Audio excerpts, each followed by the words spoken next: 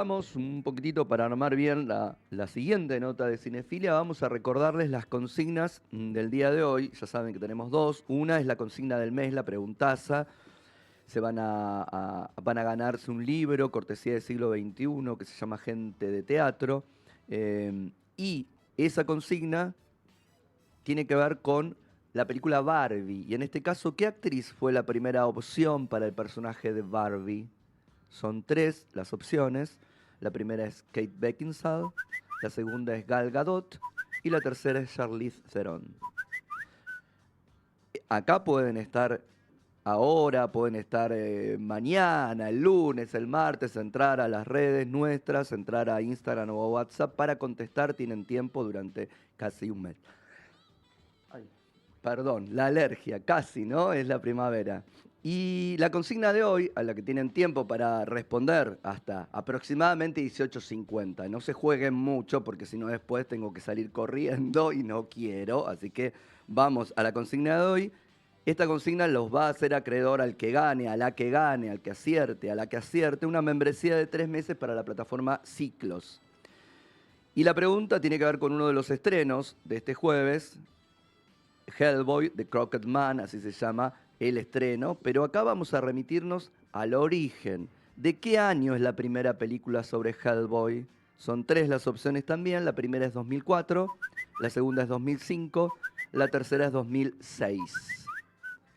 Acá, ya saben, Instagram o WhatsApp para contestar igual que la consigna del mes. El Instagram es @radiocinefilia y el WhatsApp de la radio el 11 2408 7950.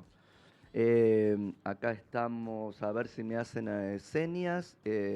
Sí, no, venimos, no venimos. ¿Estamos? Y sí estamos. Sí, perfectamente. Así que vamos a... Ya vamos a presentar, a hablar de nuestra siguiente entrevista, que tiene que ver con, no con un estreno. Estamos haciendo estrenos de la semana pasada y estamos adelantando estrenos de la próxima. Y en este caso es un documental. El documental se llama Atahualpa Yupanqui, el trashumante. Y para hablar de Atahualpa Yupanqui, el trashumante, ya lo tenemos acá en el piso a su director Federico Randazzo. Federico, Javier, ¿cómo estás? Un gusto, Javier, ¿cómo estás? Bien, todo bien. Acá estamos. A ver, obviamente esta es una película que no ha visto nadie, pocos todavía, ¿no? Mm. Privilegiados de la prensa, que estuvimos ya viendo la función de prensa, la van y demás.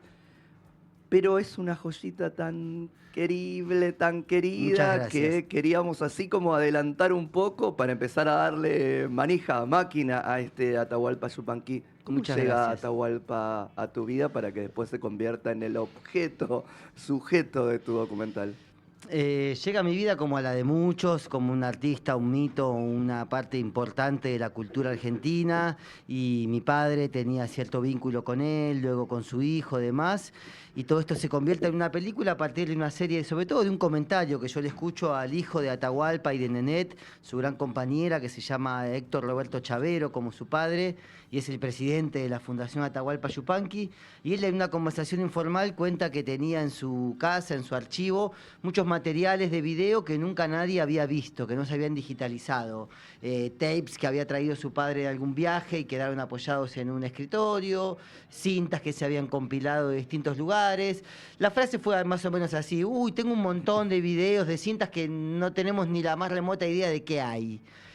Y eso, decírselo a un investigador o a alguien que tiene vocación de investigador y archivista, es un montón. Ujú. Entonces, muy lentamente ahí empezó a construirse el vínculo a partir de la idea de empezar a digitalizar esos materiales, en principio para sacarnos la duda ¿De qué había? de que había, exactamente. O sea, ¿cómo sabés que no está Atahualpa conversando con, no sé, Matisse, con Dalí, Claro. con Picasso? No sé si estaría eso, pero él conversó con esa gente y podría estar. Entonces, así fue que empezamos muy lentamente un proceso de amigarnos con ese archivo muy disperso que había en ese momento y empezar a digitalizar materiales. En principio no había nada muy interesante.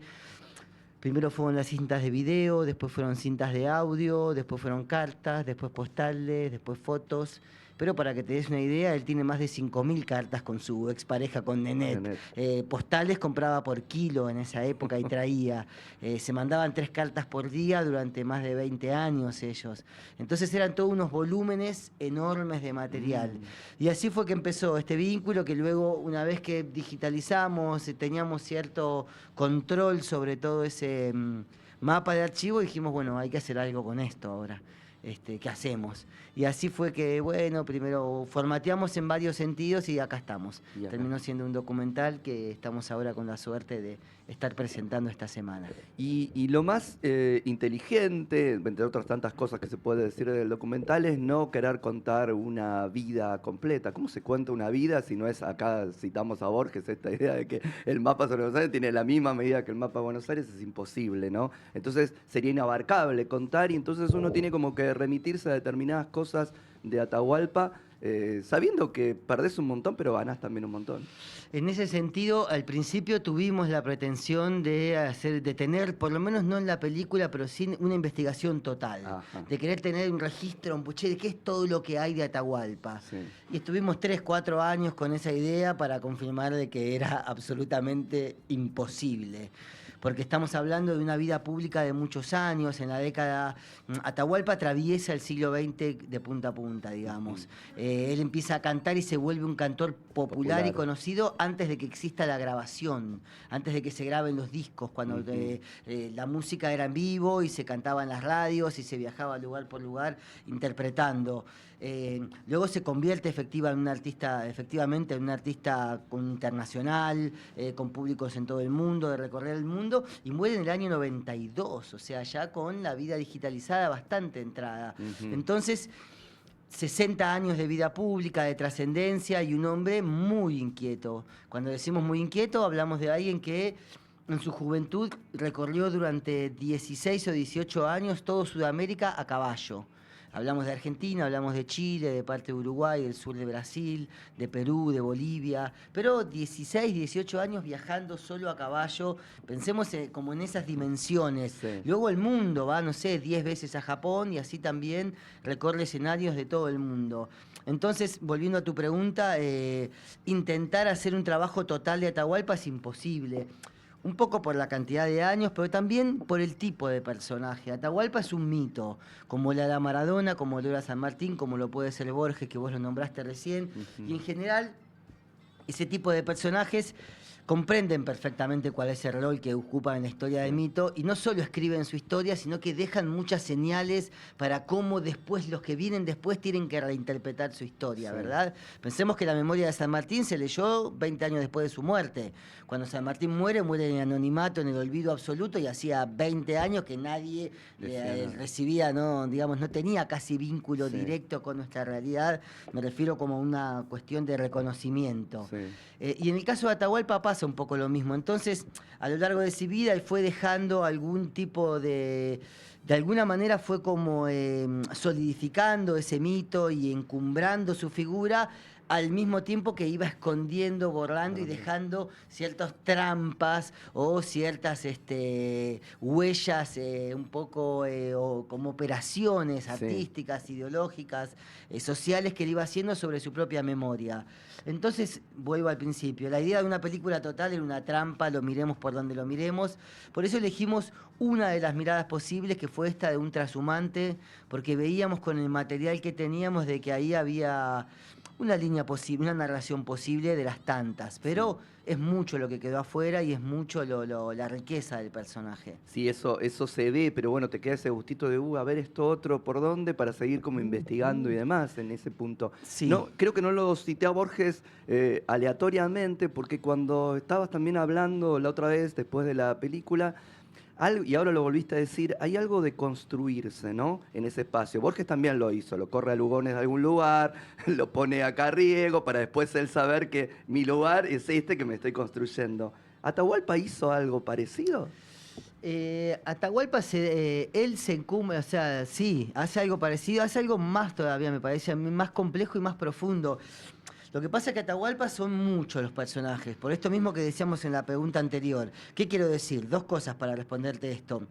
Atahualpa es un cantor, pero si no hubiera cantado, igual era un personaje clave de la cultura argentina por lo que escribió. Sí. Pero si no hubiera escrito ni cantado, igual era un personaje muy importante por lo que investigó, por esto del etnomusicólogo y Sí. porque es el hombre que de alguna manera constituyó el folclore. Pero si no hubiera cantado, no hubiera investigado y no hubiera compuesto, como instrumentista era único. Al día de hoy, el nivel de complejidad al que llevó las músicas originarias de nuestro continente es reconocido por los grandes compositores del mundo. Pero si no hubiera hecho nada de todo eso, como filósofo, también ya tuviera un lugar. Entonces, hay muchos Atahualpas dentro del Atahualpa. En lo que es específicamente lo musical, es lo que hace es de alguna manera constituir y decir, esta es la hora cero de la hora cero de la música de este continente y de este país. ¿Qué quiero decir? Hasta Atahualpa, una vidala no tenía nada que ver con una chacarera, nada que ver con un estilo o con una milonga o con un guarambao o con una copla. Eran todas sonoridades distintas, de pueblos distintos, de regiones distintas. Después de Atahualpa, eso es el folclore argentino. Y él es el que lo agarra y de una señora que de algún modo tenía, como decía Leda Valladares, un grito ancestral en una caja, con un estilo de la Pampa, que es una guitarra compleja, bien heredera de las tradiciones europeas, si se quiere. No tenían nada que ver. Después de Atahualpa y para nosotros todo eso es folclore. Entonces, ahí está como esa operación. Y en ese sentido lo explica muy bien Sergio Pujol, que es el biógrafo de Atahualpa y también uno de los testimonios importantes de la película, que explica un poco esta operación, que es una operación musical, pero es una operación cultural y es una operación política. Porque de algún modo, antes de Atahualpa, el gaucho y el indio estaban separados y después de Atahualpa, el gaucho y el indio bailan juntos el mismo folclore o el mismo repertorio de folclore. Entonces, en ese sentido es que yo siento que es como de una... Y al día de hoy... no se puede hablar de folclore, como bien dice Pujol, sin pensar en Atahualpa, y no podemos pensar las raíces de la música de este continente sin pasar por él. Desde acá hasta México, al menos, te diría, al menos por lo menos. Sí, totalmente. Hay algo, vos dijiste lo político, agarremos lo político, agarremos lo partidario, digo, no, el Partido Comunista, claramente, digo, estas referencias, digo, no, Mercedes Sosa, Pugliese, Atahualpa, todos miembros del Partido Comunista y después terminando también como terminan con el partido, creo lo de Atahualpa fue como mucho peor que ninguno de los otros. Pero hay algo que él tuvo que hacer que yo siento que eso le sigue picando por ver el documental y por ver las entrevistas, ¿no? Eso de renegar, de tener que renegar para poder seguir laburando, porque vivía de eso, hace que después en ciertas entrevistas esa contradicción salte. ¿Puede ser? Sí, lo que sí.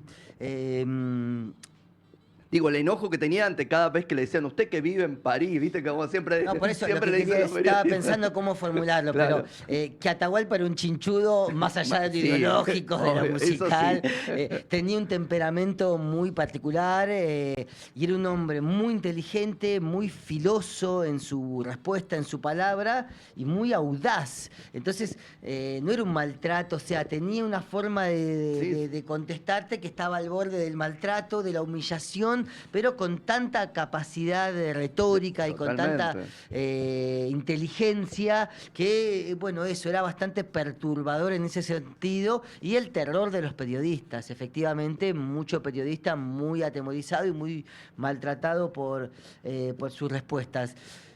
No lo vincularía necesariamente con la parte política, ni con alguna de las otras ramas específicamente de él. Creo que, por un lado, lo político en él también es un problema, porque, digamos, no solo la parte del Partido Comunista, en la película no está, pero antes de eso Atahualpa es un hombre de radicalismo y participa en una sublevación en el año 32, con Arturo Jaureche, que décadas después va a estar en la vereda. Exactamente, pero en el 32, a poco del golpe de Estado, liderados por unos aventureros cordobeses, veces los hermanos Kennedy. Atahualpa aparece armado en Entre Ríos, participando de una sublevación para defender la democracia. Wow. Ya es como, bueno, esto, gente extrema en todos sus sentidos. 10 años después es que tiene esta aventura comunista realmente muy desencantado en el sentido de que justo se da con la irrupción del peronismo y Atahualpa queda como en un offside técnico muy fuera de lugar, pero le dura poco a él la aventura comunista, no más de 5 o 6 años, y se termina yendo peleado con la expulsión y la agresión del Partido Comunista, y creo que hay algo de lo que vos sí decías que tiene mucho que ver, y es que él cuando ahí termina como peleado, termina un poco peleado con todos, que también lo expresa muy bien Sergio Pujol en la película, porque para los comunistas Atahualpa a partir del año 53 es un traidor. Lo expulsan del partido, rompen sus discos y de hecho lo dan por muerto. Para los peronistas eternamente será un Contreras, un viejo gorila, por las posiciones que tenían realmente muy radicalizadas en contra de Perón. Y para la derecha será toda la vida un viejo de izquierda, un zurdo bolchevique. De manera que lo que él se garantiza es que no está bien con nadie. Y eso hay algo de él que naturalmente es incómodo y hay algo que le gusta, hay algo que es un lugar en el cual yo lo encuentro como en cierta reminiscencia a los payadores anarco-individualistas del principio del siglo, que eran esta gente que estaban por una revolución social, pero todo de a uno, ¿viste? Como bien desde ese izquierda individualista. Unas figuras de las que hoy no estamos tan acostumbrados, pero me parece que hay algo de ese reflejo en ese posicionamiento que no sé, es como decirte como los redonditos de Ricota, que decían solos siempre solos y de noche, nunca tocar con nadie. Claro. Bueno, Atahualpa compartió escenario con mucha gente, pero en general con todos terminaba más o menos peleado. Medio peleado. ¿Cuánto se lo escucha Atahualpa? ¿Cuánto se lo conoce por él o cuánto se lo conoce por las versiones? Digo, los más jóvenes, en todo caso Divididos, el rock que entra por ahí, para los un poco más grandes, Mercedes Sosa haciendo, ¿no? Su cancionero, digo. Sí. ¿Y Atahualpa?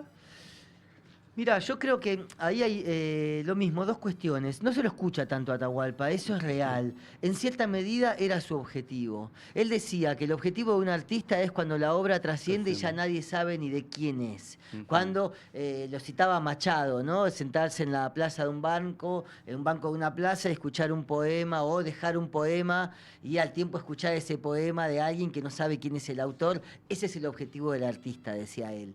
De modo que hay algo de esto, de lo que sucede, que era su objetivo. Al mismo tiempo, a mí me parece que tiene esta cosa, y por eso también es el objetivo de la película, que es como traigámoslo. Yo creo que está muy presente Atahualpa. A mí me gusta decir que todos los días del año en la Argentina se está cantando Yupanqui. Y si no, convenceme de que en este momento, un sábado a la tarde, no hay un patio en algún lugar del interior donde se esté cantando, o no hay una escuela donde estén ensayando, o no hay un acto oficial donde se lo esté recordando, o no hay un escenario absolutamente encumbrado, porque aquí mismo en Palermo, hace 2 días, fui a ver un concierto y una muchacha se cantó 2 temas de Atahualpa. Y hoy mismo, esta noche, no me caben dudas que hay 10 escenarios donde se van a cantar 1, 2, 3, 4 canciones de Atahualpa, porque es parte del repertorio de nuestra sangre, de nuestra identidad. Al mismo tiempo, vos escuchás a Louta y habla de Atahualpa, y escuchás a Woz y lo cita Atahualpa, y lo escuchás a Trueno y está una frase de Atahualpa sonando, de manera que hay algo de la escena urbana, lo nuevo, el siglo XXI, el autotune, que estaría en las antípodas de lo que sería la música etnomúsica recuperada por Atahualpa. Sin embargo, hay algo de la esencia de Atahualpa que estos muchachos, que estos pibes, que esta gente joven hoy rescata. En ese sentido, lo que quiero decir es, pareciera que no, pero es una obra viva, es una obra vigente, y a mí lo que me gusta decir es una obra que nos sigue esperando desde el futuro.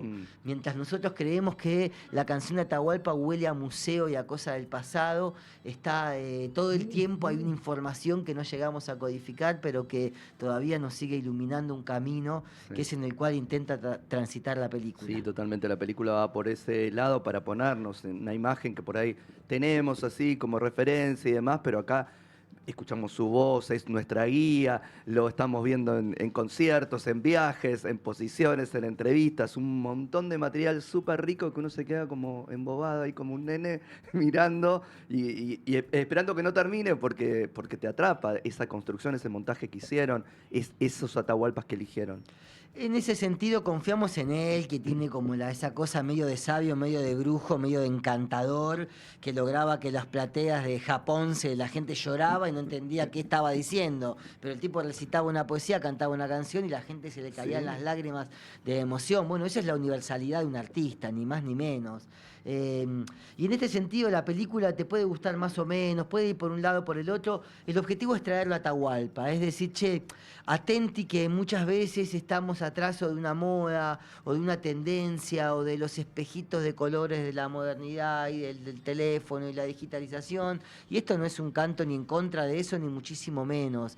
Pero sí es como una idea de decir, atenti que acá hay un tipo que tiene mucha información condensada y que nosotros lo queremos discontinuar como si fuera, yo siempre digo, con olor a naftalina y con telas de araña. Sin embargo, atenti que hay mucha información muy valiosa en su obra, en su poesía, en su forma de narrar, en su forma de habitar este espacio del mundo.